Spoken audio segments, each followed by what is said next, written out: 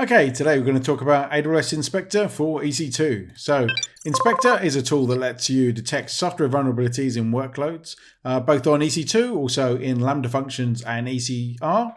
Today we're only going to be talking about EC2. There's a separate tutorial covering the other two.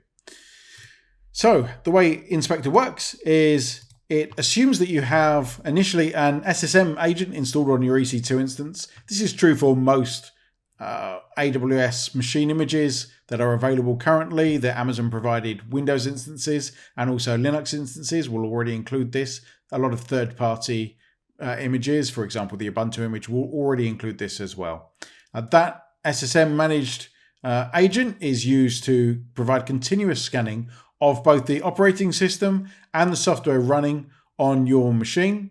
The deep inspection is built here as optional, which is true, although it is enabled by default on all new Inspector installations.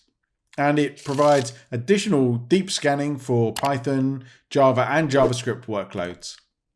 Everything from Inspector, everything it finds is available in an Inspector dashboard, and you can also see the output in Security Hub. There will also be events from AWS Event Bridge. If your machine doesn't have the SSM managed instance agent installed on it, that's fine. Inspector will still scan your instance, although it won't be exactly continuous scanning. It does periodic scanning. And the way that works is it does an EBS snapshot of your instance and then looks at the files within that file system image after scanning the file system image is removed.